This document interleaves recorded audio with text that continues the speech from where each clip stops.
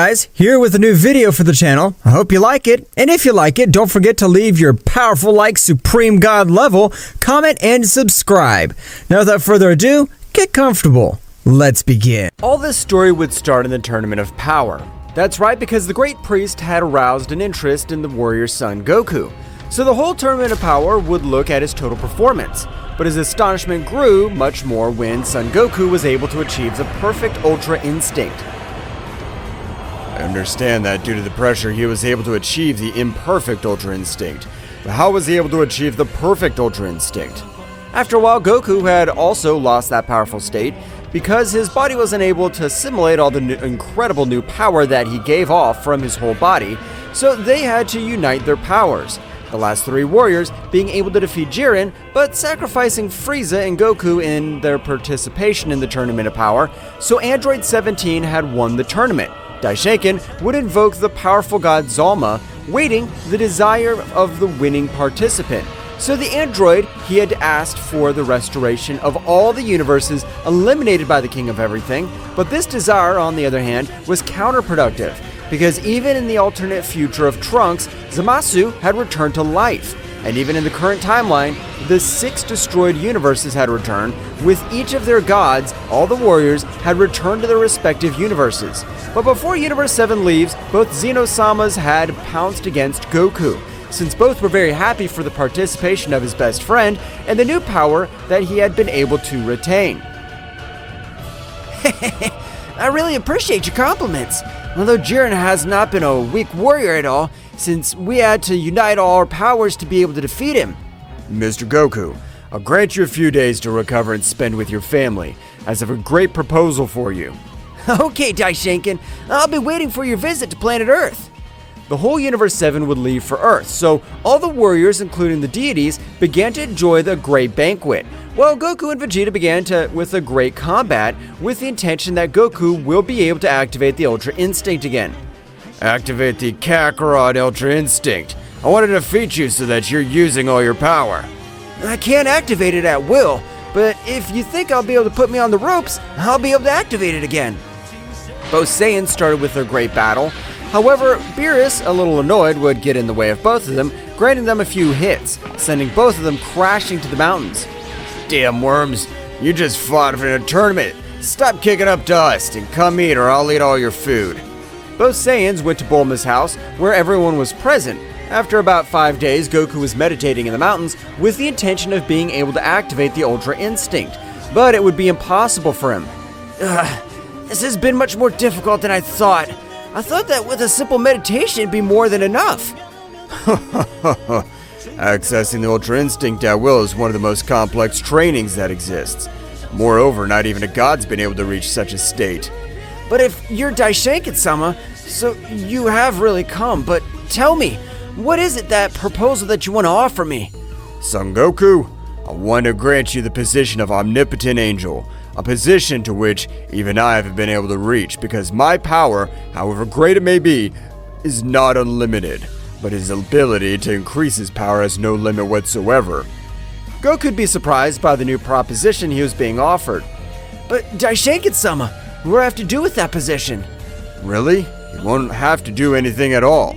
But if a warrior were to appear, which even Zeno-sama, let alone me, wouldn't be able to defeat, the Omnipotent Angel has to make an appearance. I thought it'd be something much more complicated. In that case, of course I accept, since I've been able to even become much more powerful. In that case, first of all, we'll have to raise his power to the maximum, so that later he'll be able to master all the omnipotence of a divine being. So it'd be better to leave to the Kingdom of the Whole to start his new training. Yes, of course. I feel motivated for this new training. Both left quickly to the Kingdom of the Whole to start. However, the Prince of the Saiyans, likewise, was not staying behind, since on this occasion Vegeta had left for the planet of Beerus to continue with his arduous training with the help of Whis. Whis, I want the training to be much more demanding. I don't want to stay behind that useless Kakarot.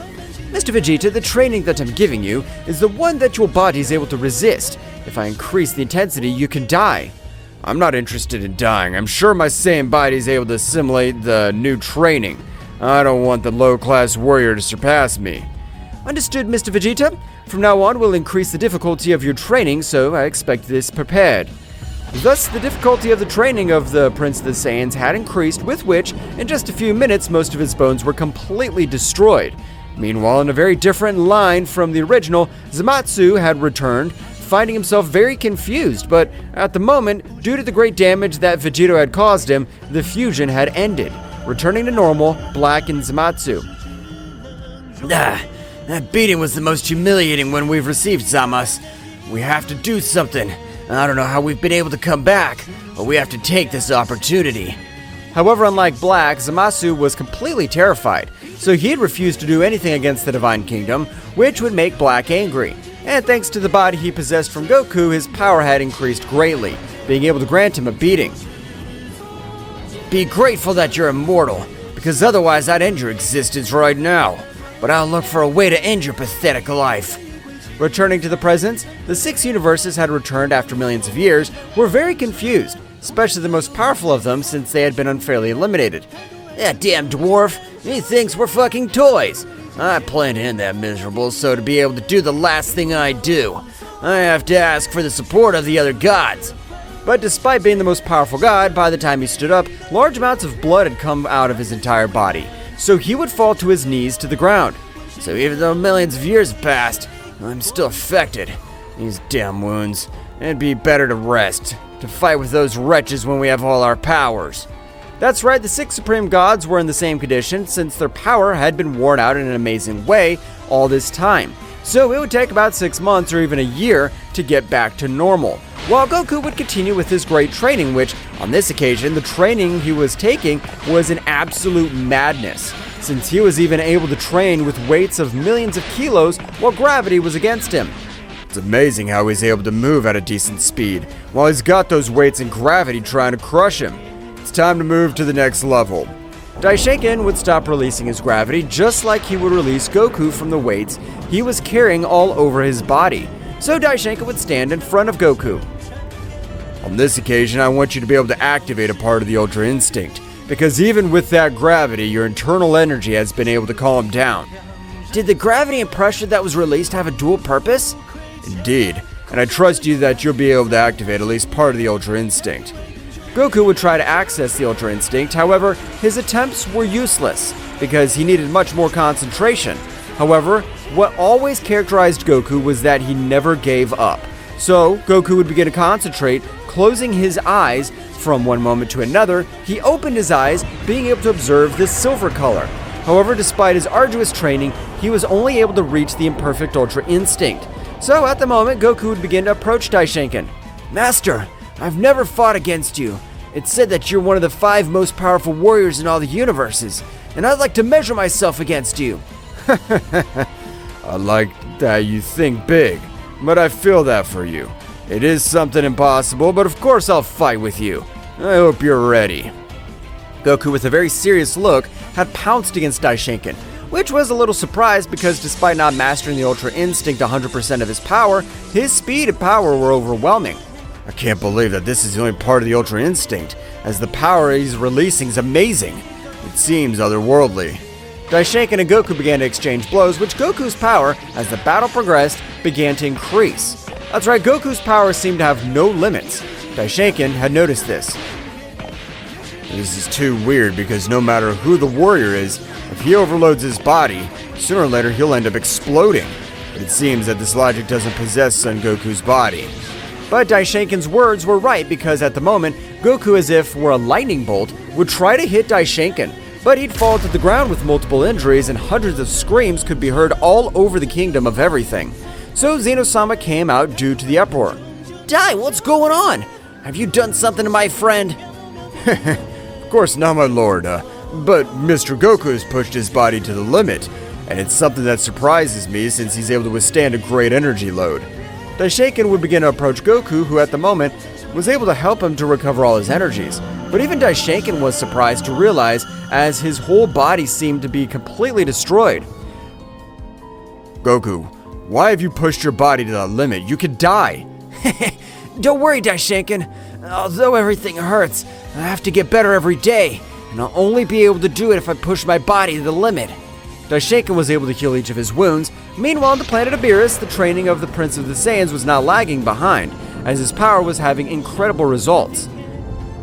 Mr. Vegeta, the results you're getting is amazing, but I would love to know what is your prowess on the battlefield. No matter how much I've raised my battle power, if I compare myself to you, that power is absolutely nothing. Whew. Of course I understand, Mr. Vegeta, but you will face Mr. Beerus, since even he wishes to join the training.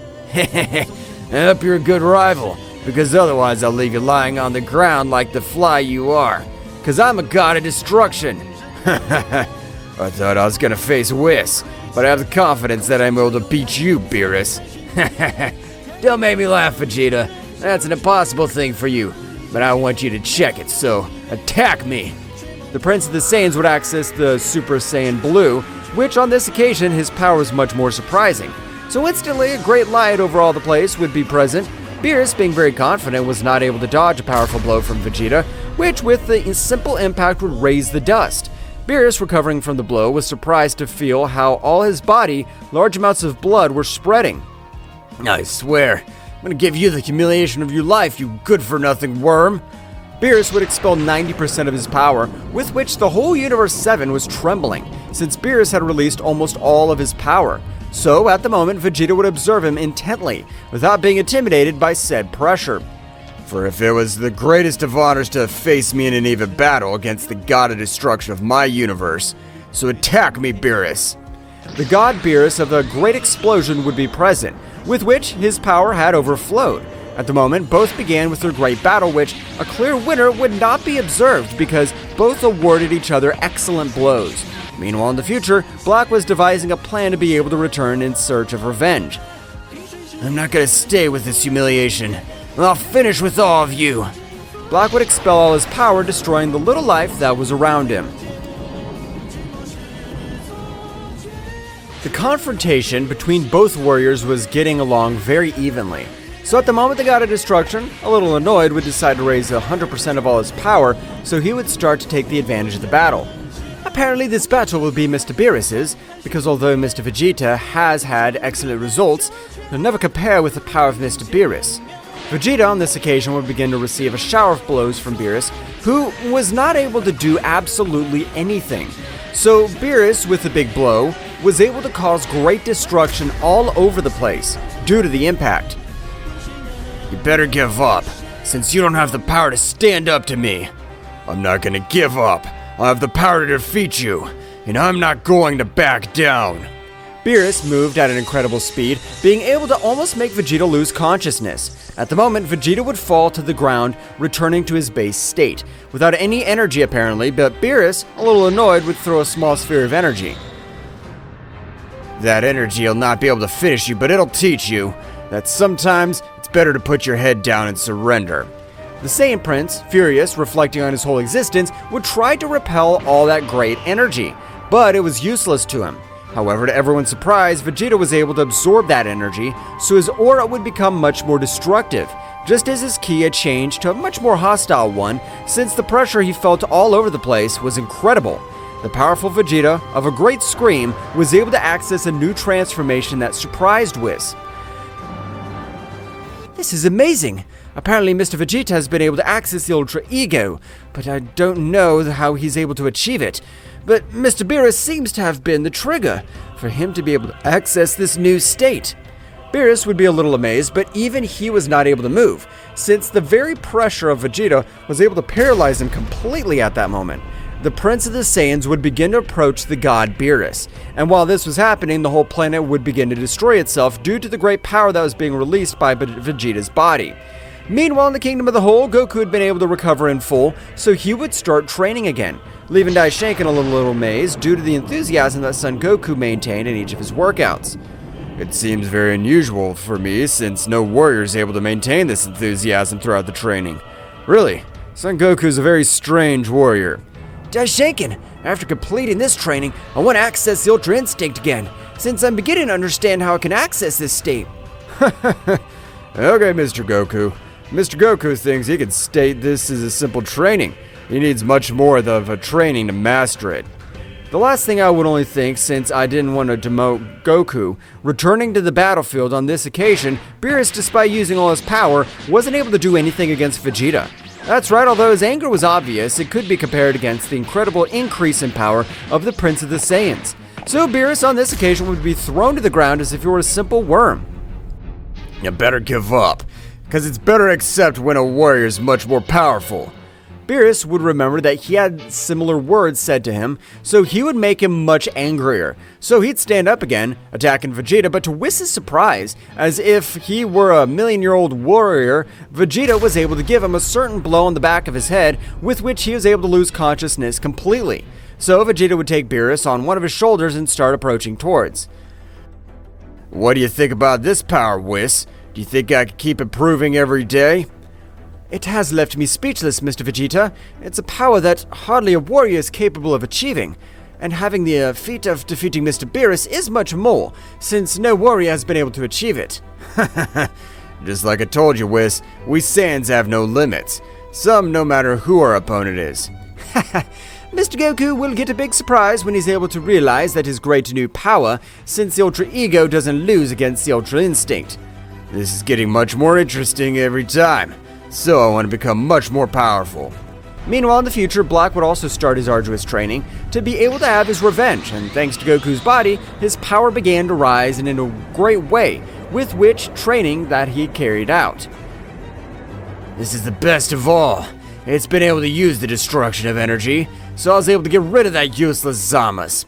Black, in this time, had been able to raise his power to the limit, so much so that he had even been able to bring his body to the Super Saiyan 3 Rose power, so even Black was surprised.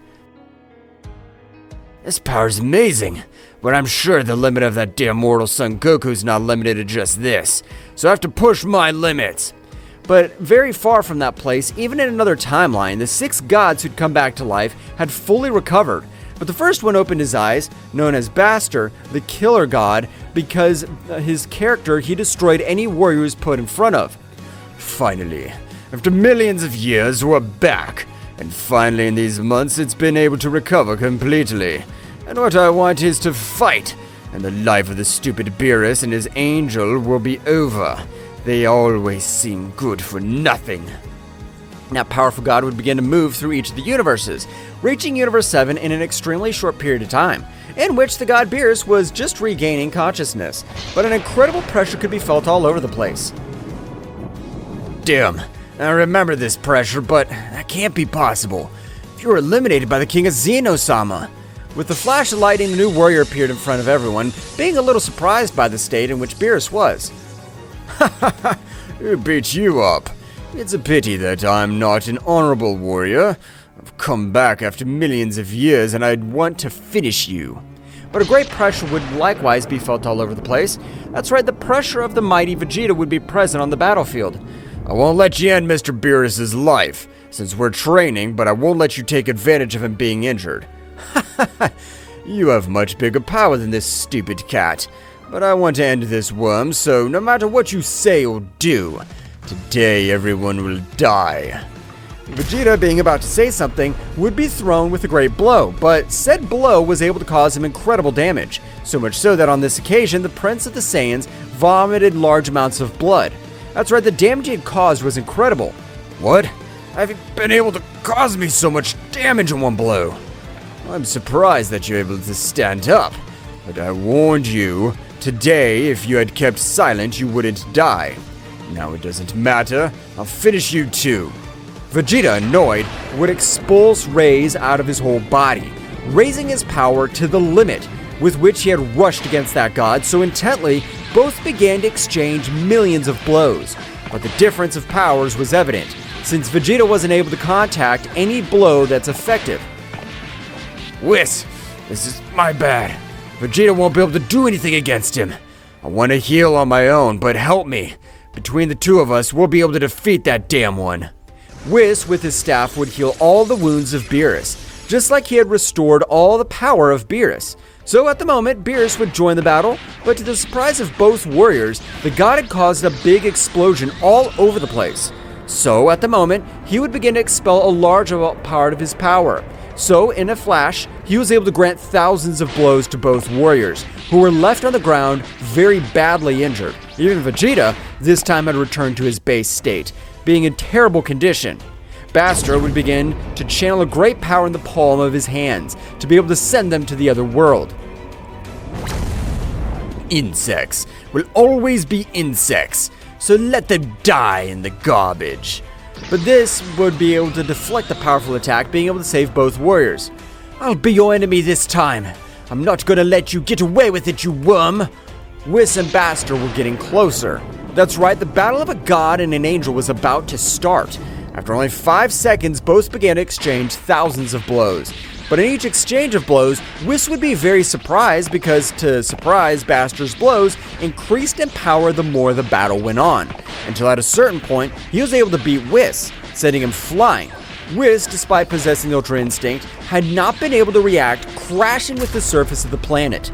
So Whis would stand up again.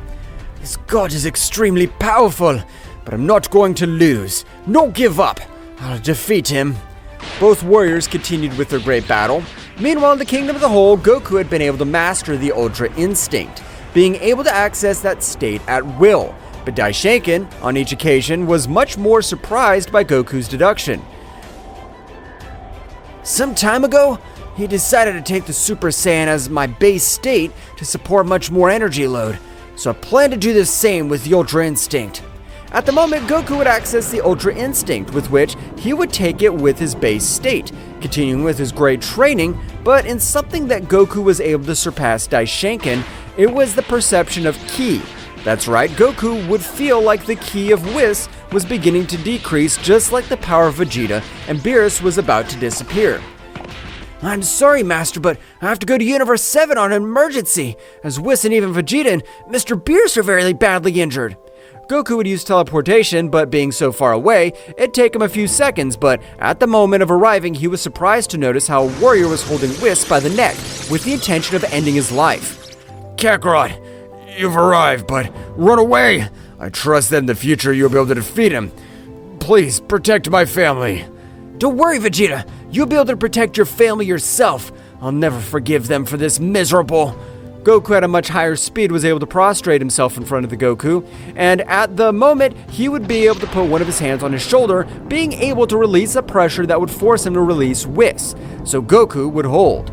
Whis, please resist at this moment. I'll heal every one of your wounds.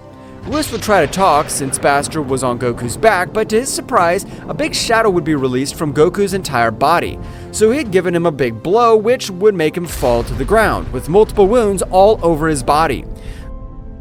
Goku at the moment would begin to repair each of his energy veins and transmit a little of his power, being enough for Whis to be out of danger.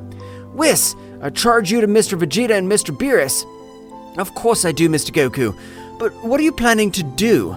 Even me, being an angel, I haven't been able to beat him. Don't worry, Whis, since this worm's not able to do anything against me. Whis would help both warriors recover, so Vegeta would stare at Goku, being a little terrified, since in all his aura, a gigantic Ozaru was able to observe himself. Bastor, recovering from the blow, would try to pounce against him, but at the moment, Goku was in front of the same. I don't care who the hell you are, but with the simple intention of having wasted the end one of my friends, I'll end your pathetic existence. Goku at the moment liberates a little more of his power in the Ultra Instinct, which left everyone surprised since the power that expelled Goku surpassed an angel with great ease.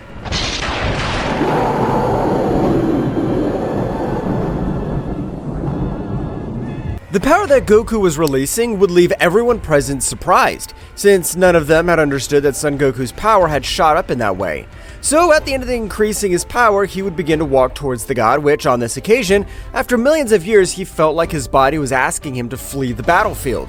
That's right, his instincts were not able to stay in front of that powerful warrior. What the hell have you done? Since I doubt your power is capable of making me tremble, it must be a technique of yours that affects a warrior's mastery. I haven't used my technique yet. If you feel afraid, it's because you don't possess the power to face me, since you're a worm. The powerful, annoying god pounced against Goku, but to everyone's surprise, Goku, with a single moment, was able to dodge each of his punches, so he would connect a big kick at first glance. It looked like a normal kick, but it had made him crash into the planet, causing a huge mess all over the place. You can't fool me. I'm sure that wasn't a simple kick since the power he possessed. I'm sure he has the power to destroy half the universe. The god, after millions of years, had expelled blood from his body, which would make him much angrier. Pouncing against Goku, meanwhile, in the Kingdom of the Whole, Daishinkan was a little thoughtful, not knowing what had happened. It would be better to go to Universe 7, as I can feel the two great powers are clashing, but one of them is very familiar to me. Daishinkan would quickly arrive in Universe 7, taking Whis aside, but before Whis was able to do anything, Daishinkan was stunned to realize who Goku was up against. This is impossible. If he's Baster, the assassin god, one of the 6 renegade super gods, Whis, how has Baster been able to be in this universe? Father, I don't really know how you've been able to come back, since you have only arrived with the intention of ending the life of Mr. Beerus. I understand, but if Baster's come back to life, that means the rest of the renegade gods should have come back to life in the same way. But they would be taken out of their thoughts, realizing how Goku would fall to the ground with a great power, creating a big crater all over the place. Kakarot, I believe you're defeated. I'm sure you have a lot more to prove. I trust you, Kakarot. A large silver and blue colored light would expand from the center crater, while the power increased again. That's right, his power seemed to possess no limits. Thanks for your words, Vegeta, but this pathetic god doesn't have the power to defeat me. Goku, as if it were a flash, had even disappeared for everyone's view, with the exception of Daishinkan. The speed of which Mr. Goku moves is incredible. I can't believe he has achieved all that power in such a short period of time. He really is the chosen one for the position of the Omnipotent Angel, the power that I could never master. Goku, on this occasion, like a true sadist, would begin to destroy each of his bones, as well as the veins through which he transported the energy. That's right, after a few minutes, Baster, one of the most powerful gods among the 18 universes, was on the ground as if he were a simple child, because each of his energy veins had been completely destroyed. Even on this occasion, even a mortal with some knowledge in battle would be able to defeat him. Damn, it ends my life. I can't stand the fact that I've lost all my power. This can't be happening to me, damn it. You're not in position to decide what we'll do with you, but my teacher has several questions to ask you, so after answering, I can even think about giving you back your power. Baster, with hopes that his power would be returned, would prostrate himself towards Daishinkan. Mighty Daishinkan-sama, I'm sorry if I've been disrespectful in coming into this universe, but you can ask me any question, and I promise to answer with all sincerity. Only you have come back to life, or did the 5 remaining gods come back too? All of us have come back to life, Daishinkan-sama. I understand. When did they come back to life? Is it recent? Hypothetically clear that it is recent, but we're talking about 8 months or so in which we've come back to life. Instantly, Whis would remember Android 17's wish, which was for each of the universes eliminated by Zeno-sama to come back to life, so he would tell his father quickly. What was the wish that was made all the universes come back, damn? Last question. Why, if they have come back to life 8 months ago, you just make an appearance? We're getting all our powers back in full, but I wanted to have some fun with the useless Beerus, like in the old days. Goku would begin to approach Baster, who had hoped that his power would be returned, since he had collaborated in everything that Goku had asked him. But he was surprised to realize how Goku's hand was completely pointing at him. I appreciate your collaboration, and right now I plan to leave your power and your very existence completely destroyed. That's right, I'll send you to the other world.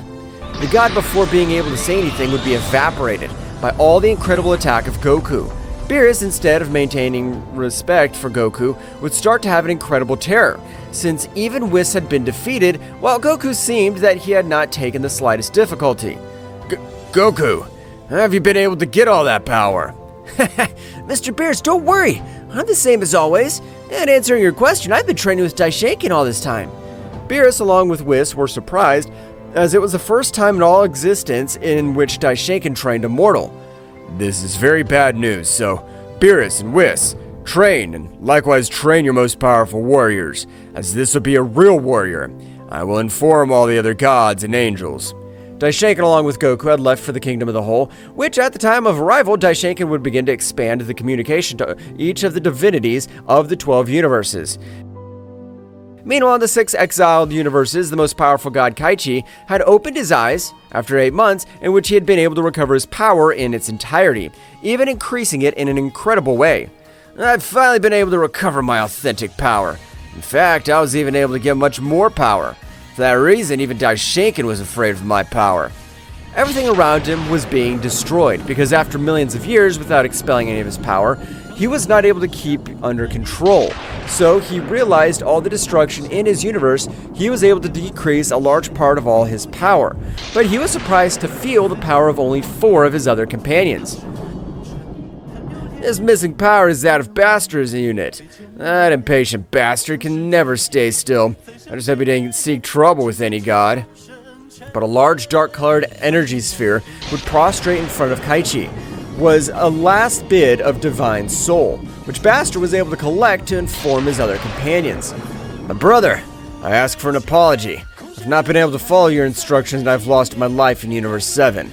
Kaichi was surprised, but he would wonder who was the warrior in being able to defeat the super god, since even the angels weren't able to face them. Please take care of a Saiyan.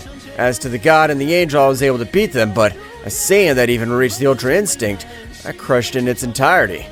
The Divine Soul would end, so at that time, Bastard would be eliminated in his entirety, as the Divine Soul was a small essence of his true self. Damn it! A Saiyan's able to compare with our power. It must be a joke. We have to prepare for everything that's coming. Kaichi would begin to move through each of the universes of his companions, realizing that everything's under control. Meanwhile, in the realm of the whole, Daishinkan was very distressed, which would attract the attention of Goku. Master, why are you so worried? I've been able to overcome that god without any difficulty, and his power is much greater than mine.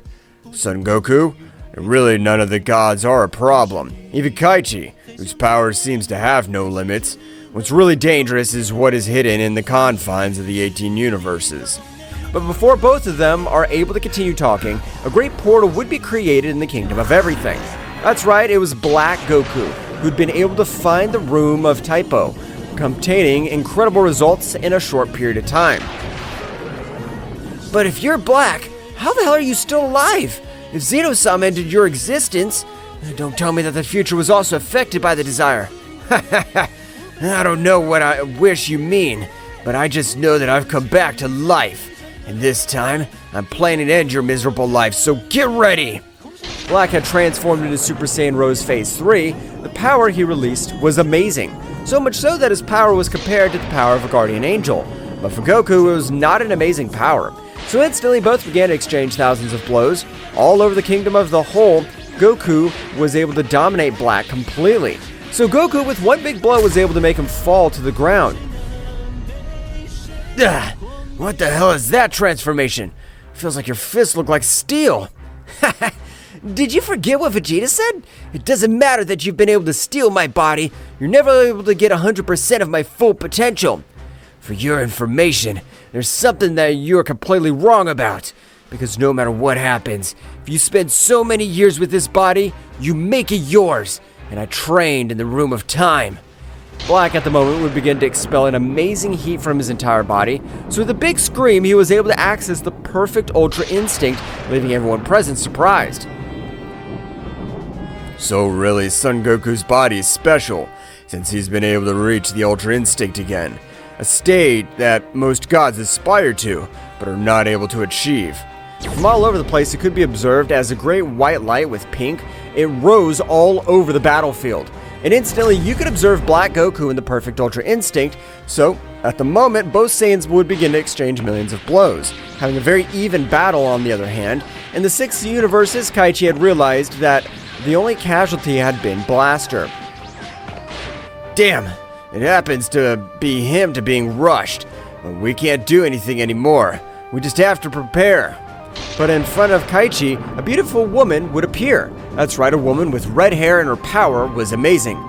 Kaichi, I don't know what you're waiting for, but I want to rip the head off the stupid one from the kingdom completely, since he's eliminated us as if we were mere garbage, and after millions of years he brings us to life. I understand how you feel, Cyrus, but I want you to stay calm, Since Blaster had been annihilated, we don't know that Guerrero was able to achieve such a feat. I can't believe that Stress scared by the death of Blaster. You better than anyone know that that miserable good-for-nothing is not able to compare with our powers. I know, Cirrus, but despite that, it's amazing that an ordinary being was able to defeat him. So stand down and wait for my order. Cirrus would leave for her universe, returning to the battlefield. She seemed to be very even. However, as she progressed, Goku would begin to take the advantage because Black Goku's body was suffering all the damage for activating the Ultra Instinct for the first time, which Goku would take advantage of without wasting time, starting to give a shower of blows, then charging a great attack. With this attack, there'll be no ashes left of you, so I hope you're ready to die. Goku would throw his powerful attack, but to Black's surprise, he was able to survive. But his body was completely destroyed. But to his fortune, he'd been able to reach Universe 18 because Goku's powerful attack had created a 3-dimensional hole. So Kaichi would notice a very tiny key going quickly. This warrior seems to be powerful, but a much stronger warrior's been able to leave him in this state. I'm sure he'll be a great support. Kaichi would release a little of his power, intending to heal every one of Black's wounds. Kaichi, with his great spiritual power, was able to get Black to recover completely. However, despite having recovered each of his wounds, his brain would have suffered a great trauma due to the authentic power of Son Goku. So he had not been able to wake up Kaichi, who would leave together with Black to Universe 18, in which, as soon as he arrived, he would begin to meditate and analyze the entire situation. This is very strange. Millions of years ago, there was no such powerful warriors. The power of this warrior is capable of defeating an angel. But for him to have been left in these conditions, it means that his opponent must have been a beast. Meanwhile, in Universe 15, a beautiful goddess, the beautiful goddess Xeris, was very impatient as she longed for destruction. But equally, his instinct did not allow him to move freely, knowing that Baster had been annihilated.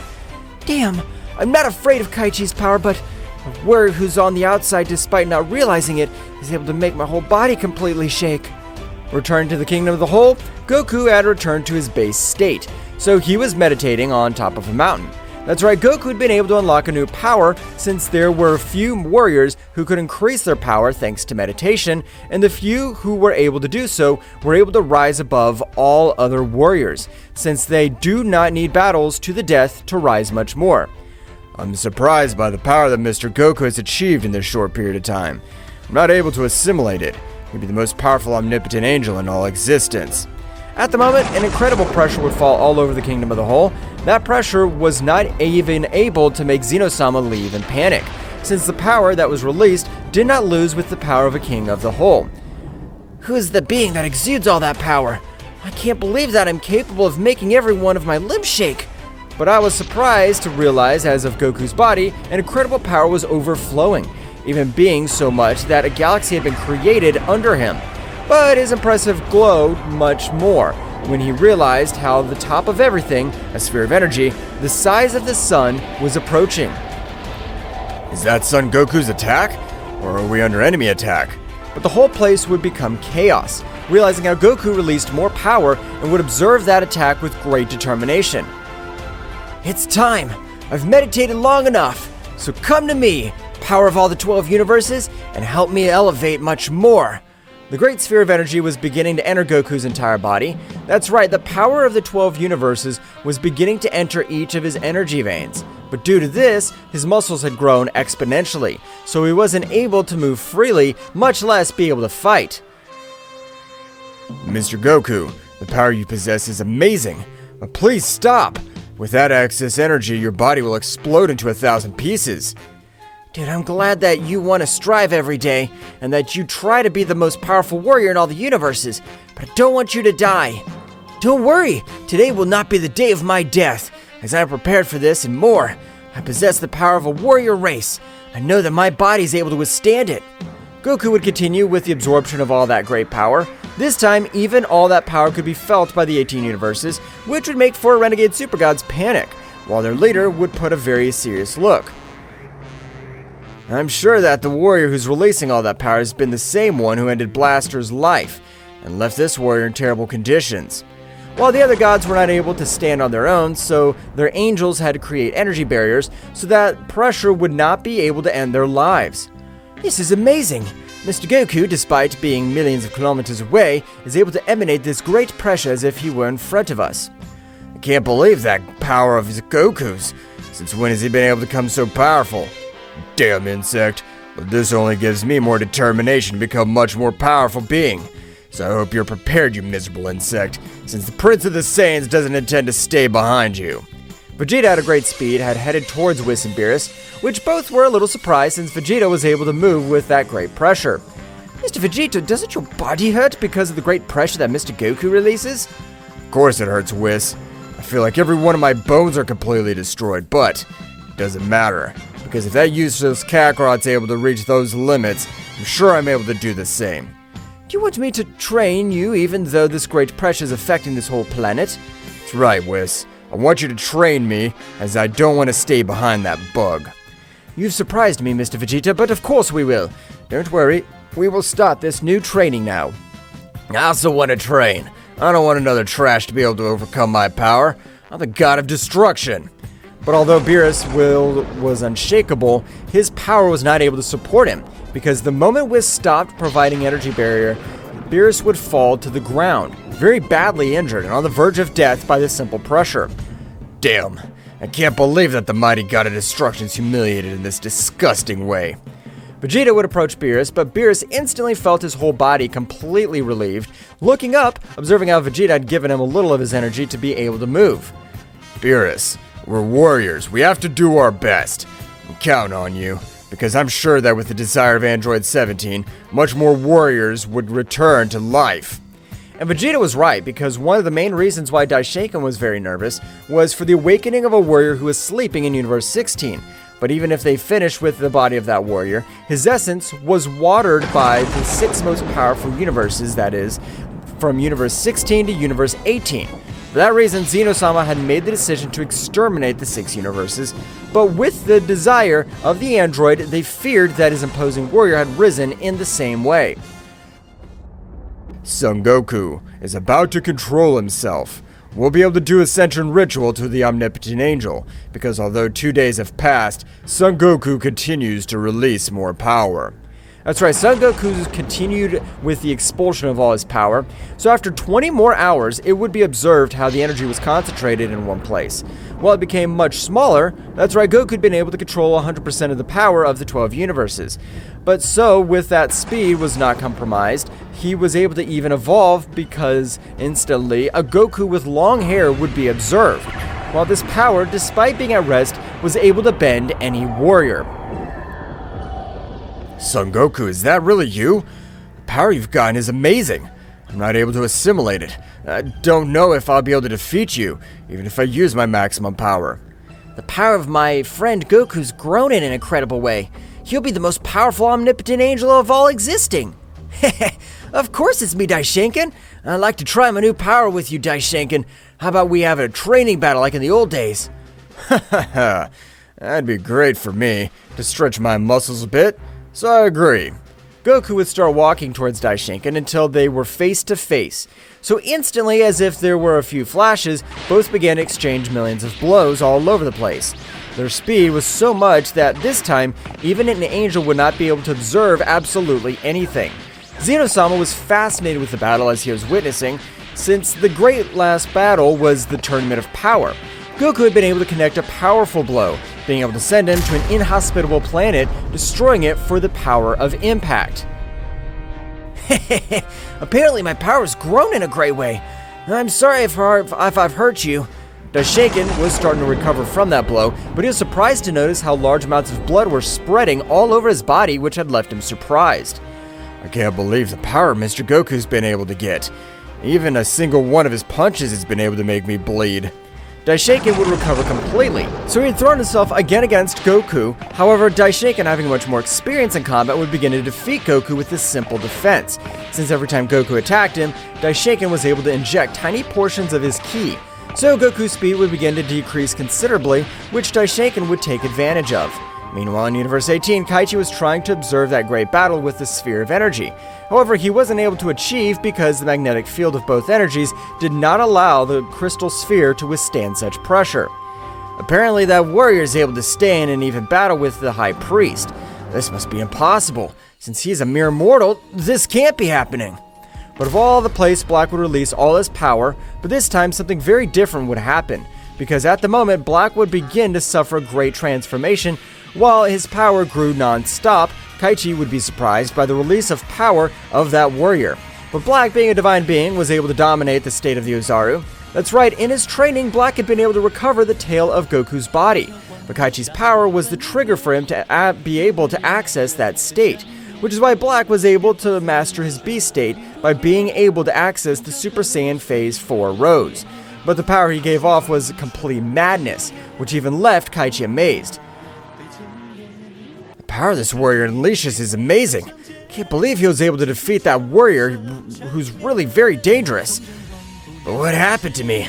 I was defeated by that damn monkey. How is it possible that he's in this place? Have I died?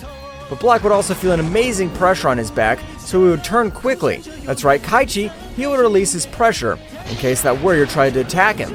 But Kaichi's pressure was much greater than Black's pressure, even than the pressure that Goku had used against Black. So Black, despite his new power, felt that the warrior's pressure was able to completely bend him. And I can see how you have thousands of questions, but I've been able to heal every one of your wounds, just as I have helped you possess all that new power. I really appreciate it, since I can see how you possess the divine energy to its maximum splendor. So please help me to become more powerful to be able to end the life of that dam. First of all, I want you to tell me everything that happened. Who are you referring to? I feel like you have a great power. How have you been defeated? Black would begin to tell everything that happened since he was defeated in the past, since he came back to life, and was defeated by Son Goku again, while both warriors continued with their great fight, but this time Daishinkan had decided to use all his power. So Goku was surprised, but instantly, a big smile had drawn on Daishinkan's face.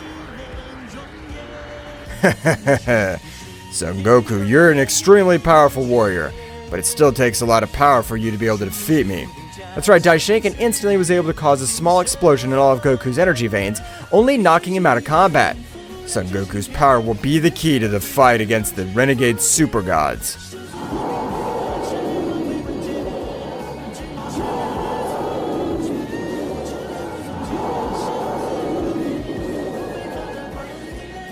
The power of Goku had increased in an amazing way, which would make Daishinkan too happy because his power would be of great help.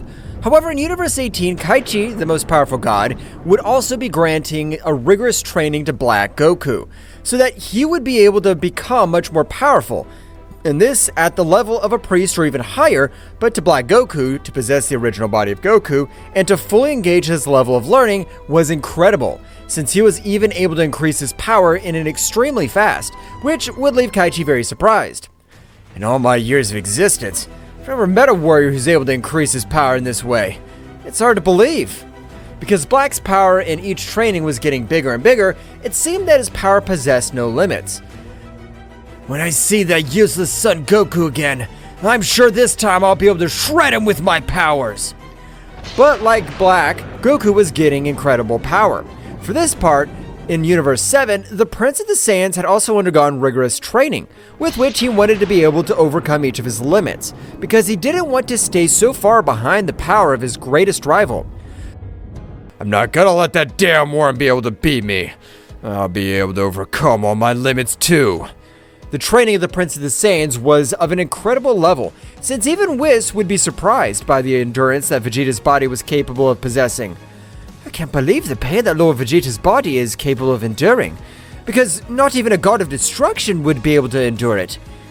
Whis, no matter what situations or conditions you see me in, I don't want you to decrease my pressure. On the contrary, increase it much more. I'm sure I can overcome all my limits as a Saiyan. Mr. Vegeta, I understand, but let me inform you that with the help of my staff, I've been researching, and there's a transformation beyond the Ultra Ego. Is there a level beyond the Ultra Ego? Tell me, Whis. What do I have to do? First of all, you need to possess your Saiyan tail, because thanks to your tail, you'll be able to unleash all the power of an Ozaru. Damn. I must head to planet Earth quickly to be able to make a wish for them to rebuild my tail. Don't worry, Mr. Vegeta. I can make your tail grow back from myself. Whis, with the help of his staff, was able to make the tail of the Prince of the Saiyans grow back. However, Vegeta would not notice any changes whatsoever. Don't worry, Mr. Vegeta, because this is when the new training starts. The new training of the Prince of the Saiyan would begin, but this time so that his body and the power dominate his tail of Saiyan again. Meanwhile, in the Kingdom of the Whole, Goku, to master all his power, with the last scream, had agreed to a new transformation, thanks to which he was also able to assimilate the power of the 12 universes, but this time, his characteristic long hair in Super Saiyan Phase 3 had disappeared. Since his current state was very similar to the Ultra Instinct, but Daishinkan and Zeno-sama, who were waiting for Goku's awakening, they were amazed when they observed how several began to be drawn all over Goku's body. This is impossible. What kind of body does Mr. Goku possess? I can't believe that I was able to reach such a state when I was the first Saiyan God was able to achieve. That's right, millions of years ago, a powerful warrior with the maximum power of his Ozaru was able to get the same transformation that Goku had been able to access. But, due to all that power, the warrior had exploded into thousands of pieces. Not by controlling all his power, but it was the opposite for Goku, because at that moment, Goku, with a loud scream, would expel all his retained power, making every planet of the 18 universes tremble. My power of my friend Goku possesses is amazing. I'm sure it's much bigger than my current power. I can't believe the power he possesses. Seconds later, a completely different Goku would be observed, which on this occasion, even his appearance was capable of intimidating any warrior. It's been tiring, but I've finally been able to master all this power. I'm ready, Daishinkan-sama, for the promotion to Omnipotent Angel. Daishinkan would be surprised by all the power that Goku was unleashing, despite only being in his base state. Goku, you're amazing! I can't believe the power you possess now. I think only in my combat form would I be able to defeat you. Oh, Zeno-sama, you have a form of combat? I didn't know that. That's right, dude, but I don't usually use it. I only used it once, and I'm not able to control my catastrophic power. I'd like to be able to fight you with your Zeno-sama, please. I want to know if the power I have achieved is at the level of a king at all, or if I still lack something. I knew you'd say something like that, friend. That's okay. I have the confidence that you'll be able to withstand every one of my blows. My lord, that's a terrible idea. Even though Goku got all that power, I doubt he'd be able to withstand every one of those blows. Don't worry, Shy Daishinkan. I want you to observe what my power is really capable of doing. Daishinkan would move away, so he'd release a powerful divine artifact so that the battle would not be perceived by any universe, and there'd be no destruction on other planets. Zeno-sama at the moment would begin to access his combat state. The distortions of his power would leave Goku surprised, because the power he was able to emanate, Goku was not able to understand it. To Goku-sama finished this transformation, without warning, he had launched himself against Goku, who was able to see a brief flash being sent to fly, falling over a few mountains. Apparently, even though you've got all that great power, you still don't compare to my combat status. When Goku stood up, too much blood would come out of his whole body, which had left him surprised. But with a big smile, he had thrown himself against Zeno-sama, starting to exchange blows with the king of everything. Something that was amazing because no warrior had ever seen that before, had been able to compare with the power of a king of everything. Meanwhile, in Universe 7, Prince Vegeta had been able to master his Ozaru state again, completely dominating. Whis, been able to master my Ozaru state in its entirety. What's to be done now? Right now, I want you to return to your base state and transform into an Ozaru. Vegeta would obey the instructions of his master, so at the moment, in the same way, he would create a small artificial moon in one of his hands, with which he was able to access the state of Ozaru. Now I'm transformed. What do I do? My powers are much smaller than when I was accessing the Ultra Ego. You Saiyans are so impatient. Have the required control and follow my instructions. Now I want you to access the Ultra Ego. Hey, Whis, it's impossible. In my Ozaru state accessing the Ultra Ego, it's impossible for me. Would you let Mr. Goku be able to surpass the Prince of the Saiyans? Vegeta, with his great determination, would begin to turn all his fur a purple color. That's right, while his power was perceived by the 18 universes. An equally gigantic new power has been present. Damn it. How in this era are there so many gods of such power? I could recognize that power anywhere. It's Vegeta's stupid one. And although his power has grown in an incredible way, it doesn't compare to my authentic power. Prince Vegeta was able to access his Ultra Ego state. While he was in his Ozaru state, he was going to turn to Whis to grant him the following information about his training. But Vegeta's entire body would begin to carry double or even triple the energy, which Vegeta would notice, so Vegeta's entire body would begin to shrink. Vegeta would try to reverse it, but he would be taken out of his thoughts by Whis' words. It's time, Mr. Vegeta. Your own body has been able to access a new level, so you need a new state to master all the power. Vegeta would begin to expel much more power while his body returned to normal. A small light would be formed through the Universe 7, so at the moment the Prince of the Saiyans would be observed in the powerful Ultra Ego Phase 4. Wow, this is amazing. I never thought I'd be able to reach this level, but Whis, I feel like the energy drain's immense. Even though I'm just talking to you, the drain is huge. It's what happens with every transformation that possesses the power beyond a god. But don't worry, with the training, we'll be able to eliminate that weak point. Vegeta would start with one of his final trainings together with Whis, because Vegeta's power this time was able to face 100% of the Angel Whis. So soon he would train on his own so that he's able to get good results. Returning to the Kingdom of the Whole, the battle between both warriors was incredible, because neither of them wanted to give up. And although it seems incredible, Goku was able to measure himself in a couple battle next to the King of the Whole. However, Goku recently ascended to that state. The energy drain would play against him. So Zeno-sama was able to take advantage of this opening, managing to knock him out of combat with a single blow. That was fun! It's better to have a battle yourself instead of just watching it. After a while, in a large pentagram, it was possible to observe Goku, who was being prepared to be officially named as the Omnipotent Angel Saiyan. With the authority of the King of the Whole, and with the power of that Saiyan possesses, I, the priest of this multiverse, grant Son Goku the power of an omnipotent angel, by being able to his body master the power beyond a prodigy angel. Hundreds of threads of energy began to surround Son Goku's entire body. Just as powerful barrier began to be placed all over his body, or was the impression of what he gave, Daishinkan, along with Zeno-sama, likewise observed everything with amazement, being the first omnipotent angel of his multiverse. I'm proud of my disciple. The position I was never able to hold will be able to achieve it, Goku, and I'm sure he'll surpass any omnipotent angel. After a few minutes, a great light could be seen to Goku with a new outfit, which looked like the outfit of an angel, but with several golden marks so that his load differs.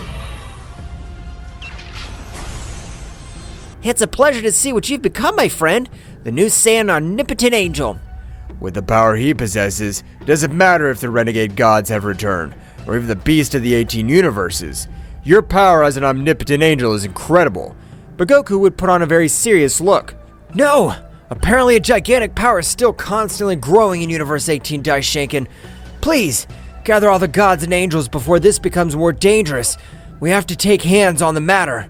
Daishinkan, with great mental power, would be able to communicate with the gods and angels. So each god, along with his angel, had headed to all the realm of the great speed, so after a few minutes, each god and angel would reach the all realm. I hope that each of you are ready. Today we'll end the evil that surrounds each of the universes, including the 6 universes that have returned. But in the same way, a powerful warrior would begin to approach Goku. That's right, he was his friend and greatest rival, in his new transformation, which also released an incredible power. Lord Vegeta's power is also increased in an incredible way. So much so that I wouldn't be sure if I'd be able to defeat him in a fair fight. So long, Kakarot. Apparently you've managed to become the Saiyan Omnipotent Angel. But even though you have that position, my power is not so far from yours. I realize that, Vegeta. When all this is over, we'll have to fight to know which one of the two of us is more powerful. All the gods, along with the angels, began to head towards the center of the 18 universes, but when they were halfway there, a powerful explosion was present, while 2 powerful warriors would prostrate themselves in front of them.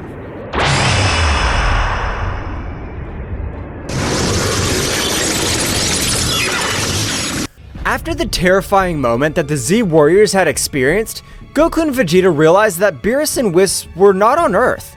They had disappeared just moments before the shadow creatures appeared on Earth.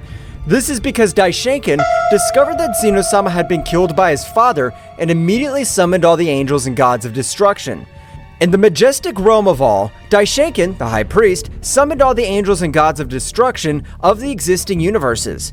The atmosphere in the hall was unusually tense, and concern was reflected in the faces of those present. Daishinkan, with his usual calmness, prepared to share the disturbing truth he had discovered. Angels and gods of destruction, the time has come to face a powerful truth. Zeno-sama, our beloved king of all, has been slain. Silence fell over the hall. The angels and the gods of destruction exchanged looks of disbelief and dismay. No one expected that such a tragedy could occur, especially at the hands of someone so powerful. My investigation revealed that the one responsible for this abominable act was Zeno-sama's own father. The news resounded like a somber echo in the room. Everyone present processed the shocking revelation. The omnipresent figure of Zeno-sama, the supreme deity, had been shattered by his own protagonist. Mojito, Sidra's angel, spoke in a worried voice. How is it possible that a being as powerful as Zeno-sama's father could have committed such an act? That is a question for which I still have no answers. But now we must face the consequences of this event. The stability of the multiverse is in danger. Arak, the god of destruction of Quitella, asked, "And what measures will we take in the face of this threat? What'll happen to the throne of Zeno-sama?" That is a question we must discuss and resolve. For now, the throne remains empty, and our duty is to maintain peace and balance. But before we make hasty decisions, we need to fully understand the magnitude of this situation. Beerus and Whis prepared to inform the gods of destruction and angels of all universes about what they had witnessed while on planet Earth with Goku and Vegeta. The Hall of the Realm of Everything was filled with celestial beings, each one expectant and worried about the news they were about to receive. Attention everyone! We have crucial information to share about the events that have been unfolded. Before we are summoned here, the father of Zeno-sama appeared on all the planets of the multiverse. Surprise was reflected on the faces of those present. Murmurs and whispers filled the room, as the gods of destruction and angels exchanged looks of disbelief. His visit was not simply to report the death of Zeno-sama. He announced the holding of the tournament that would determine the survival of the planets in each universe. Additional rumors filled the room, creating a constant buzz of concern. The gods of destruction and angels wanted to understand the implications of such an announcement. He informed the rules of the tournament and the intentions behind such a competition, but it's necessary that we all work together to get answers and face this threat. It is time to join forces and overcome this crisis. The fate of our universes is at stake. As the gods and angels absorbed the gravity of the situation, in every corner of the Hall of the Realm of Everything, conversations and plans were brewing to confront the mysterious tournament that threatened to upset the balance of the multiverse. Uncertainty hung in the air, but the determination of the divine beings was determined to face the unknown that lay ahead. In the Hall of Everything, Daishinkan, the High Priest, sensed the imminent arrival of extremely powerful entities heading for the different planets of the multiverse. His face reflected seriousness as he prepared to inform all the angels and gods of destruction present of the coming threat. Gods and angels of destruction, the time has come to face a new and challenging threat. Entities of great power are headed towards the planets of our universes, and their goal seems to be a direct confrontation with the strongest warriors of each world. The expressions of those present became serious. Aware of the gravity of the situation, Daishinkan continued with determination. It's crucial that we move quickly to protect the strongest warriors of each planet, regardless of which universe they belong to. The threat we face does not respect universal boundaries, and we must act with unity to preserve the balance. Vados, the Angel of Champa, raised his hand. How do you plan for us to move, Daishinkan? We each have responsibilities in our universes. I understand the complexity of this situation, but the magnitude of this threat requires immediate action. I suggest that every angel and god of destruction move to the planets threatened by this unknown force. We must prevent the strongest warriors from being defeated before we can fully understand our enemies. Sounds like a sensible plan, Daishinkan. If we all work together, we can protect our warriors and gain more information about these powerful entities. Each angel and god of destruction nodded in agreement, accepting the need to act immediately. They moved quickly to the various planets, casting aside universal barriers in a joint effort to safeguard the multiverse. May the wisdom and power of each of you guide this effort. Let us not underestimate this new threat. Our duty is to protect the existence of our universes. With those words, the angels and gods of destruction dispersed, leaving the Hall of All in preparation to face a challenge that transcended universal boundaries and demanded the collaboration of all divine beings.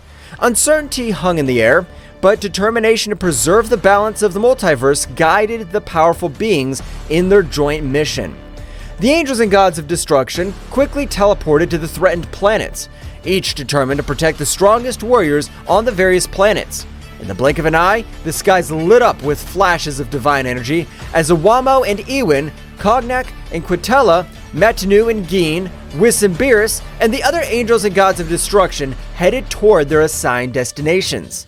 The planet Thraxis Nocturnae lay peaceful in the corner of the cosmos, its nocturnal luminosity radiating a tranquility that was about to be disturbed. In the vast space, Awamo the angel, with his small book in hand, and his god of destruction Ewin, an imposing figure with a stern gaze, detected the arrival of a shadow creature, a minion of Zeno-sama's father. The creature, shrouded in malevolent darkness, descended with malevolent determination towards Thraxis Nocturnae. Ewin, without hesitation, deployed his energy of destruction while Awano stood by, hoping to resolve the conflict without a bath of chaos. Creature, your darkness will not be tolerated in this realm. Stop your destructive plans. The shadow creature emanated a guttural growl, its presence emanating an unnatural energy that distorted the space around it. The space battle began with an explosion of opposing forces. Ewin launched destructive beams, while Awamo used his speed to dodge the attacks and assess the situation. Ewin, this creature's stronger than we imagined. We must be cautious. I know, Awamo, but we can't let him destroy Thraxis Nocturnae. We must give our best. The shadow creature, agile and evasive, responded to the attacks with dark energy waves that distorted space. The battle spread across the firmament, leaving traces of destructive energy in its wake. Ewin tried to anticipate the creature's movements. However, the shadow creature proved to be agile and adaptive, countering every strategy with an unmatched dark force. Our conventional methods don't work. Ewin, we need to combine our forces. I agree, Awamo. It's time to show them the true power of destruction. Awamo and Ewin merged their energies, creating a flash of light that defied the surrounding darkness. The shadow creature, perceiving the threat, intensified its own energy, generating a collision of cosmic forces that shook space itself. The battle reached a fever pitch, with cosmic explosions lighting up the scene as Awamo and Ewin struggled to contain the darkness. The struggle took place not only on the physical plane, but also on the spiritual one, where the will to protect Thraxis Nocturnae was pitted against the ruthless ambition of the shadow creature. The fusion of Awamo and Ewin unleashed a dazzling energy that eclipsed even the nocturnal luminosity of Thraxis Nocturnae. The gold and violet glow enveloped the divine couple as they prepared to face the dark threat looming over the peaceful planet. It's time to show the true extent of our power, Awamo. The shadow creature, aware of the growing threat, rushed towards them with supernatural speed. Awamo, with his keen perception, anticipated every movement of the creature, allowing the couple to dodge its onslaughts with heavenly elegance. Keep calm, Ewin. We must synchronize our movements to counteract their darkness. Ewin nodded and unleashed a series of destructive energy blasts that lit up the space around him. However, the shadow creature responded with amazing agility, dodging every attack with meandering movements. The battle became a cosmic game of strategy and speed. The angel Awamo and the god of destruction Ewin soon realized that in order to defeat this entity, they would need a coordinated attack that transcended the limits of their individual abilities. In a moment of perfect timing, they unleashed a gale of combined energy. Owamo channeled the energy of destruction while Ewin released violet flashes of destruction. Focus your energy, Owamo. Let's get rid of this darkness once and for all. Owamo nodded and joined the attack with determination. The fused energy of both Angel and God turned into a spear of golden and violet light that pierced through space with an impressive speed. The shadow creature, caught in the torrent of power, let out a heart-rending howl as it was enveloped by the luminosity. The impact was abysmal, generating an expansive wave that shook the cosmos.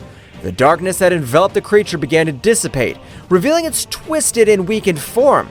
Owamo and Ewin, exhausted but triumphant, stood on guard ready for any eventuality. We have managed to contain their darkness, but we can't let our guard down. The shadow creature, now visibly weakened, recoiled before the imposing presence of Owamo and Ewin.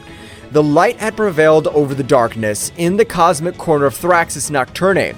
The divine couple remained firm in their duty to protect the planet that this creature wanted to destroy. However, the battle was not yet over, and the fates of the planets remained uncertain in the vastness of space. After the shocked combined attack of Owamo and Ewin, the space around Thraxis Nocturne was vibrating with the residual energy of the cosmic battle. The shadow creature, apparently weakened, remained suspended in the cosmic void, enveloped in a dark glow that seemed to absorb the surrounding light. The divine couple watched cautiously, aware that the fate of Thraxis Nocturne was still hung in the cosmic balance. Ewin, something's not right. The darkness of that creature seems to be getting stronger instead of weaker. It seems that our attack has absorbed by her, but it shouldn't be possible. How can he transform our energy of destruction to his own power? The shadow creature, now surrounded by a more intense aura, began to change its shape. Its twisted figure became more defined. His eyes shone with a malevolent lucidity. The darkness emanating from her was becoming denser, distorting the space around her. You have underestimated my true potential, Angel and God of Destruction. Your energy has strengthened me beyond your comprehension. The divine couple prepared for what was to come next, aware that the threat they faced had evolved. The shadow creature, now empowered by the absorbed energy, charged towards them with renewed speed and ferocity. We need to be more cautious, Ewin. It seems that every blow we inflict makes her stronger. Understood, Owamo, but we can't allow this darkness to devour Thraxis Nocturne. The battle resumed with increased intensity. The shadow creature attacked with bursts of dark energy that cut through space, while Owamo and Ewin responded with flashes of golden and violet light. The cosmic dance of lights and shadows painted an epic picture in the vastness of the universe. Each blow and backlash echoed like thunder in space, distorting reality itself. Owamo, with his keen perception, tried to anticipate the movements of the dark creature, but the dark entity proved to be unpredictable. Ewin, with his energy of destruction, sought to weaken the creature, but his attacks seemed to be absorbed and turned into an additional source of power. Every time we hit her, her power increases. We can't go on like this. We must find a way to counteract his ability to absorb our energy. Do you have any ideas, Owamo? Owamo pondered for a moment, his angelic mind working in search of a solution. Meanwhile, the shadow creature, aware of its opponent's confusion, took the opportunity to launch a surprise attack. A wave of dark energy enveloped Owamo and Ewin, distorting their perception and weakening their defenses. Ha ha ha ha ha ha! Your resistance is useless. I am the embodiment of darkness. His light cannot prevail before me.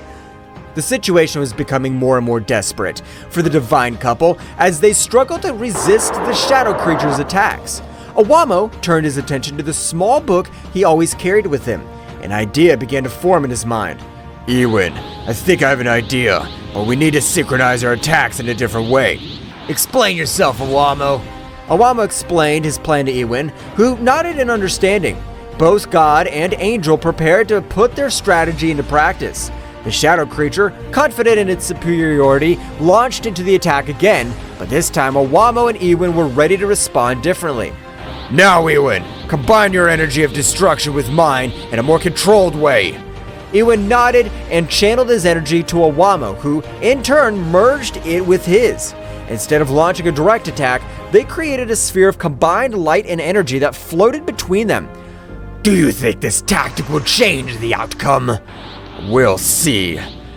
The energy sphere began to slowly expand, emanating a glowing light that contrasted the surrounding darkness. The shadow creature, curious but confident, watched the development with disdain. The fused power is not only destructive, but it also has properties that counteract its absorption capacity. The combined energy sphere, now reaching its maximum expansion, released a wave of light and energy that enveloped the shadow creature. This time, instead of absorbing the power, the darkness that characterized her began to dissipate. What is this? My power should not be weakened. We create an energy that goes beyond destruction and creation, one that neutralizes the darkness that you're trying to absorb. The shadow creature, weakened by Awamo and Iwin's strategic counterattack, retreated as the combined energy sphere continued to exert its effect. The light emanating from the sphere began to purify the darkness surrounding the entity, revealing its original form before corruption. It seems our tactic's working, but we must make sure we contain it completely. We can't let our guard down. Let's continue with the strategy until the creature's completely neutralized. The space battle continued, but this time Awamo and Iwin had the upper hand. His sphere of combined energy continued to exert its purifying effect, dispelling the darkness that threatened Thraxis Nocturne. With each passing moment, the shadow creature grew weaker. The light of hope began to shine in the corner of the cosmos that was once on the verge of destruction. The shadow creature, weakened by Awamo and Iwin's strategy, retreated into space, its distorted form twisting as the combined energy sphere continued to purify the darkness that enveloped it. In a desperate attempt to regain its strength, the shadow creature began to explore its surroundings, looking for an opportunity to turn the situation in his favor. My power is weakened here. I need to find a place where darkness prevails. While exploring, the shadow creature noticed something that favored him. His eyes flashed with malevolent anticipation as he discovered that this world was called Thraxis Nocturne because it was a planet plunged into shadows. The dark entity smiled malevolently as he realized that this planet could provide the darkness needed to revitalize his power. Ha ha ha ha! Thraxis Nocturne, a feast of darkness awaits me! With amazing speed, the shadow creature launched itself towards the planet, traversing space with great speed. Awamo and Iwin, aware of his intentions, followed closely, determined to stop any attempt by the shadow creature to plunge into the darkness of the planet. As the creature approached Thraxis Nocturne, the darkness of the planet seemed to intensify, as if responding to its presence.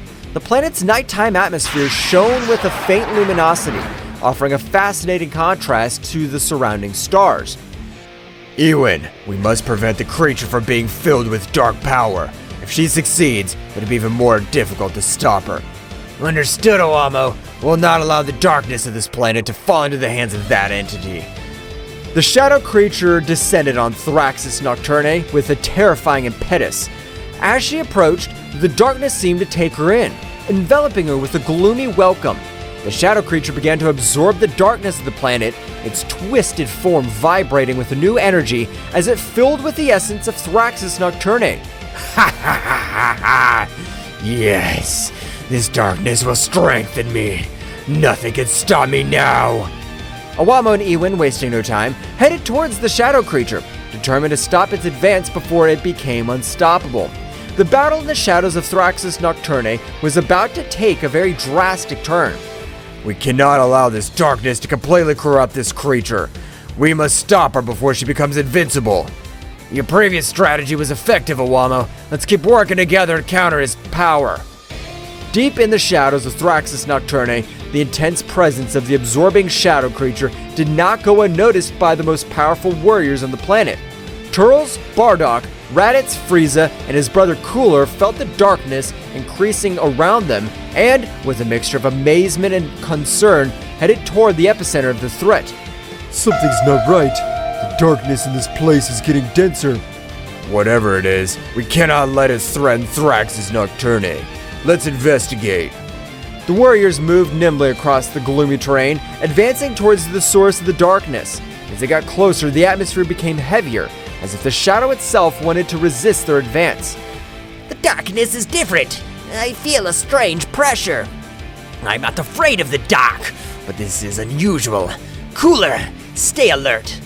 Understood, Frieza. Let's find out what's going on. Suddenly, a wave of dark energy erupted before them, revealing the shadow creature that was absorbing the darkness of the planet. His twisted figure and malevolent aura were as evident as the threat he posed to Thraxus Nocturne. Warriors of this planet, his darkness feeds me. Soon I will be unstoppable. We won't let you destroy Thraxus Nocturne. Get ready, creature. The warriors went on the attack, each unleashing their unique power against the dark entity. Turles unleashed his evil aura, releasing bursts of destructive energy.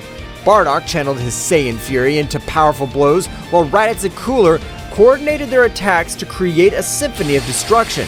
Frieza intensifying the struggle. This creature doesn't know who he's up against. Your resistance is useless. Each blow only increases my power. The shadow creature, powered by the darkness of Thraxus Nocturne, absorbed attacks with defiant ease.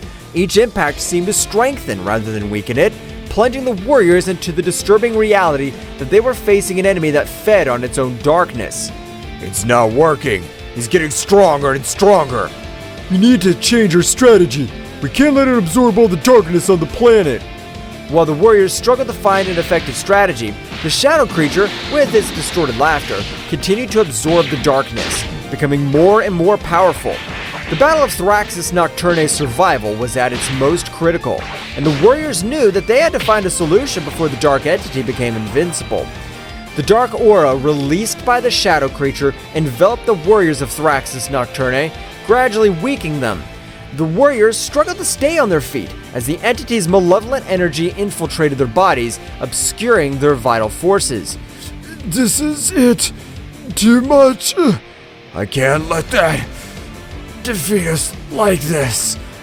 The warriors, despite their bravery, were overcome by the darkness emanating from the aura of the shadow creature.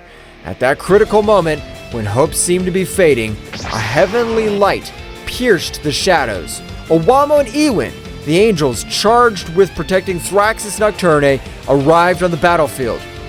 The darkness emanating from this creature is breathtaking. We cannot allow it to take over this planet. Time to show these warriors how to fight true darkness. The angel spread his wings, and together with the god of destruction, they advanced towards the shadow creature, his presence radiating a luminosity that defied the malevolent nature of the dark aura. As it approached, the dark entities sensed the arrival of divine beings and turned to face the new threat. Ha ha ha ha! More insignificant beings. His light will be devoured by my darkness. Don't underestimate the power of light. Darkness cannot resist the true essence of creation. Owamo extended his hand, and a purifying light enveloped the battlefield, counteracting the dark effect of the creature's aura. Ewin, on the other hand, deployed the energy of destruction, creating a perfect balance between light and darkness. The shadow creature, for the first time, felt the pressure of forces that it could not easily absorb or resist. The conflict took a turn, and the battle became more intense as the angel and god of destruction faced the dark entity with the unique combination of light and destruction. The real struggle starts now. We'll protect Thraxus Nocturne from the darkness you represent. The fight between the angels and the shadow creature reached impressive levels, with bursts of energy illuminating the dark planet of Thraxus Nocturne. Meanwhile, the warriors, freed from the debilitating effects of the dark aura, watched the fight, hoping that their planet would not be destroyed. In the dark skies of Thraxus Nocturne, the stage was transformed into a cosmic battlefield, where divine light and malevolent darkness collided in an epic confrontation. Owamo and Ewin, the guardians of this planet, displayed their celestial power with a grace and precision that defied description. The glow of the purifying light emanating from Ewin and Owamo spread across the space, illuminating the shadows that the shadow creature was trying to grasp. Ewin and Owamo's every move was a ballet of divine energy, as they gracefully dodged the dark attacks encountered with unstoppable force. Owamo's wings shone with a resplendent light, like stars in the night, as he invoked the very essence of creation to repel the dark forces rising up against him. By his side, Ewin radiated an imposing presence, with his penetrating gaze fixed on the creature as it defying the darkness itself. The shadow creature, on the other hand, was fighting with an impressive ferocity, trying to resist the overwhelming power of Ewin and Iwamo. Their dark attacks were launched like ravenous shadows, seeking to consume the divine light that surrounded them. However, every attack was countered by the impenetrable force of Ewin and Iwamo, who remained firm in their purpose to protect the planet. The clash between light and darkness created a symphony of cosmic energy, with flashes of light and bursts of energy illuminating the firmament. The light will always prevail over the darkness. Your power is formidable, but it cannot resist the purity of creation. You can't stop me. I'm the very embodiment of darkness. Darkness can be powerful, but the real strength lies in balance, and we represent that balance. Ewin and Iwamo continued to deploy their energy with amazing precision, creating light barriers that repelled the attacks of the shadow creature. Every movement of Ewin and Iwamo was imbued with a divine elegance and grace, while the creature struggled with a desperate ferocity. Our mission is to protect the harmony of the universe, and that includes protecting this planet from your darkness. You can't stop me. I'm inevitable. The shadow creature launched waves of dark energy, but Ewin and Iwamo easily repelled them, maintaining an opposing presence in the midst of battle. Every blow of Ewin and Iwamo resonated with the force of creation, while the creature struggled more and more desperately. The darkness can be a challenge, but our determination's unwavering. We'll not let you destroy this planet. Your power may be formidable, but it cannot equal the eternal light of the universe. The battle continued with Ewin and Iwamo and the shadow creature facing off in an epic clash between light and dark. In the midst of the struggle, Father Zeno silently watched from his kingdom, perceived the magnitude of the conflict. With an imperceptible gesture, he decided to intervene, taking Ewin and Iwamo to a mental plane where they could confront the shadow creature in a terrain beyond the physical. In a flash of dazzling light, Iwamo and Ewin were transported to an ethereal realm, where the laws of the universe twisted and blurred. Where are we, Ewin? We have entered the realm of the mind, a place where reality is molded according to the will of the observer. Here the real battle be fought in the deepest corners of our being. While Iwamo and Ewin were transported to a mental plane by Father Zeno, the shadow creature continued its fierce assault against the warriors of Thraxis Nocturne. Turles, Bardock, Raditz, Frieza, and Cooler, the most powerful warriors on the planet, rose up against the darkness that threatened to consume their home. The shadow creature, imbued with a dark and malevolent aura, hovered over them with an overwhelming presence. He distorted his energy, enveloping everything around him, tearing reality itself apart, and threatening to plunge the planet into an abyss of chaos. We won't let you destroy our home, shadow monster. We, the warriors of Thraxis Nocturne, are not afraid of the dark. We have faced much greater dangers than you, creature. We will fight together to protect our world. The shadow creature launched a powerful dark attack towards the warriors, but they responded with relentless ferocity. Turles, his eyes shining with determination, unleashed a shower of destructive energy, summoning the very essence of nature to channel it in a torrent of energetic attacks. Their powerful attacks cut through the darkness with devastating precision, creating dazzling explosions that lit up the planet's night sky. Bardock, with his fiery ki and indomitable spirit, channeled his energy into a powerful attack. His fists were burning with a searing intensity as he launched a concentrated burst of energy towards the shadow creature, challenging its strength with its own. Bardock's attack resonated with the determination of an invincible warrior, willing to give everything for the protection of his world. Raditz and Cooler, united in battle, joined in a coordinated assault on the shadow creature. With fluid and coordinated movements, they launched bursts of energy from different angles, creating a barrier of attacks that surrounded their enemy. The shadow creature struggled to defend itself against the combined onslaught of the two powerful warriors, but its resistance was challenged by the determination and skill of Raditz and Cooler. Meanwhile, Frieza, with his golden form glowing with a golden aura, was preparing to unleash his full power against the shadow creature. His eyes shone with a cold and calculated determination as he focused his energy on a devastating attack. With a graceful and precise movement, Frieza unleashed a burst of golden energy that swirled with unparalleled destructive power, threatening to envelop the shadow creature in a mantle of fire and destruction. The battle escalated as the warriors of Thraxus Nocturne bravely faced the darkness that threatened their world. Every blow, every burst of energy echoed through space, creating a spectacle of destruction and determination. Meanwhile, on the mental plane, Iwamo and Ewin were engaged in a metaphysical struggle against Father Zeno, an omnipotent entity whose presence radiated an aura of indescribable power. Ewin and Iwamo, aware of the gravity of the situation, desperately sought the intervention of Father Zeno to counter the threat of the shadow creature. However, to their surprise, Father Zeno solemnly informed them that they could not intervene directly, since the balance of the universe had to be kept intact even in times of crisis. Iwamo and Ewin, although unhappy with Father Zeno's decision, understood the importance of respecting the laws of the cosmos. With determination, they plunged even deeper into the metaphysical struggle, using all their ingenuity and power to find a solution to the crisis unfolding in Thraxus Nocturne. As a confrontation on the mental plane reached its climax, Iwamo and Ewin found themselves face to face with the imposing Father Zeno.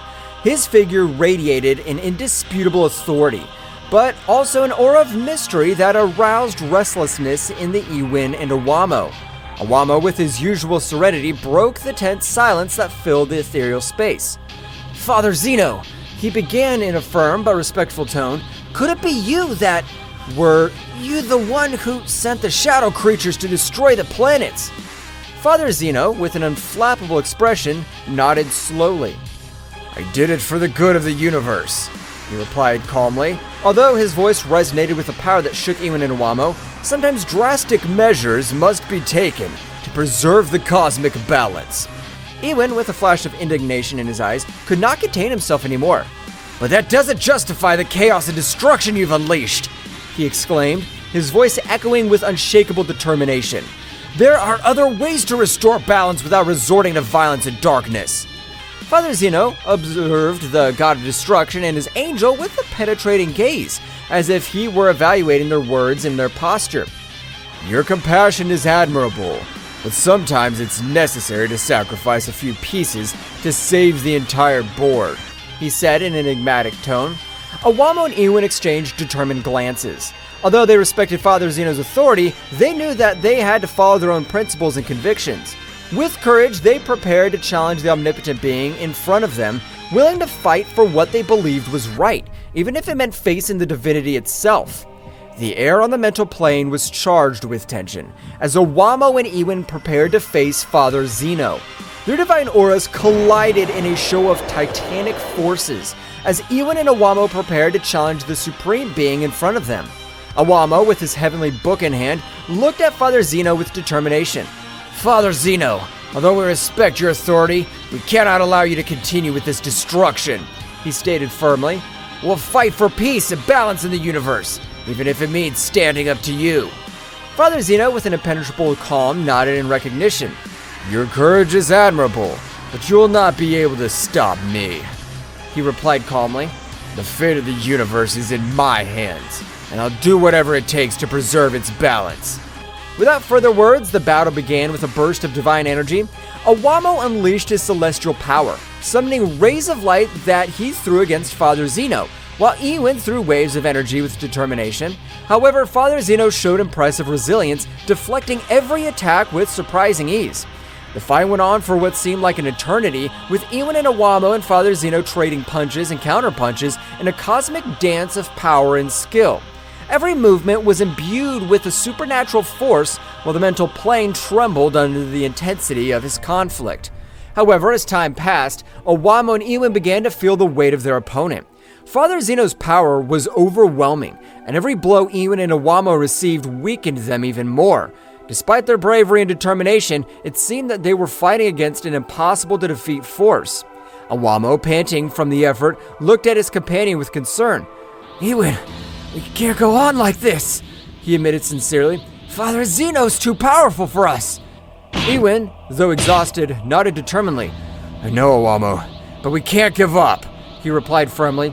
"We must keep fighting, for Thraxus Nocturne, and for all beings in the universe." With a final effort, Iwin and Iwamo gathered their forces to launch a final attack against Father Zeno. However, the Supreme Being easily overcame them, deflecting his power with a contemptuous gesture. Father Zeno looked at Iwin and Iwamo with a mixture of admiration and regret. They're brave, but their struggle has come to an end, he solemnly declared. Accept your defeat and let fate take its course. With a resigned sigh, Iwamo and Iwin surrendered to Father Zeno's overwhelming strength. Although they had fought with all their heart and soul, they knew that they could not defeat the Supreme Being in front of them. Father Zeno, with a compassionate look, looked at them benevolently. Rest now, my brave creations, he said gently. His bravery will be remembered throughout the universe. Father Zeno, with an unflappable expression, extended his hand towards the exhausted Iwin and Iwamo. In an instant, a powerful burst of cosmic energy emanated from his palm, enveloping Iwamo and Iwin in a dazzling radiance. Iwin and Iwamo screamed in agony as Father Zeno's energy enveloped them, feeling every fiber of their being torn apart under the relentless power of the Supreme Being. Their bodies, imbued with divine light, were slowly consumed in the maelstrom of energy, fading little by little into the ether of the cosmos. Iwamo and Iwin fought with all their might to resist the cataclysm that engulfed them, but it was useless. The power of Father Zeno surpassed them in every respect, and they were soon reduced to mere shadows of their former glory.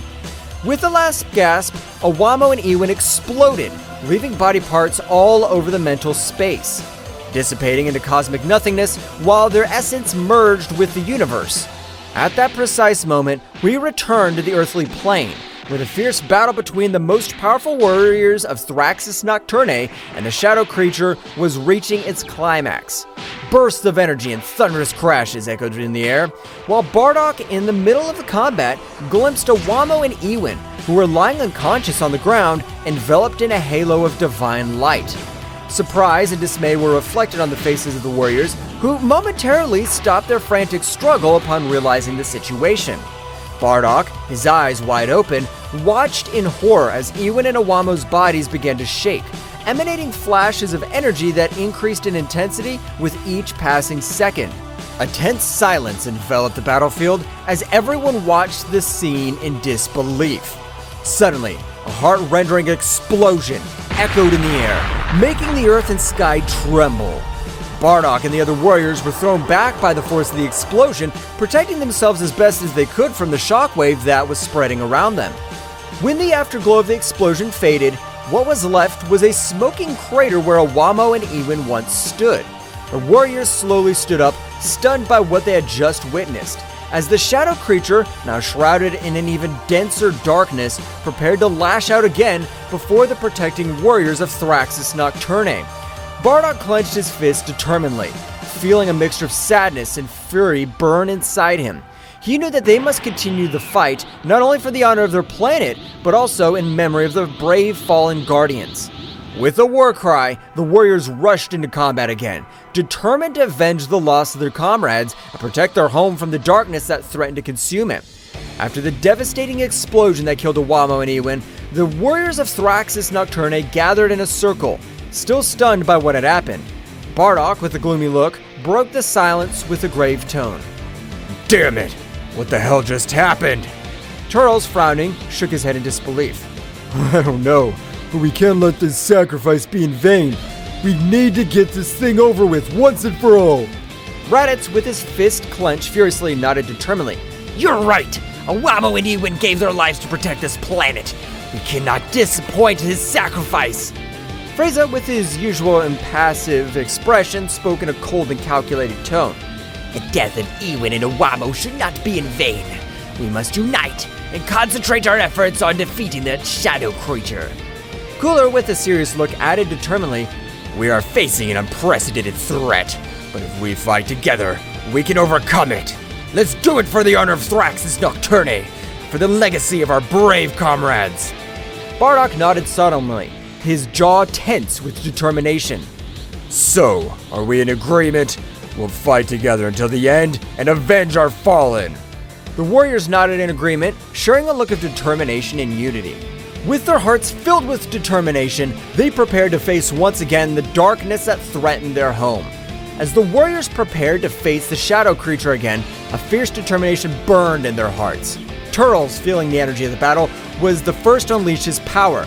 It's time to show them our true power! With a powerful scream, Turles wrapped himself in an aura of energy.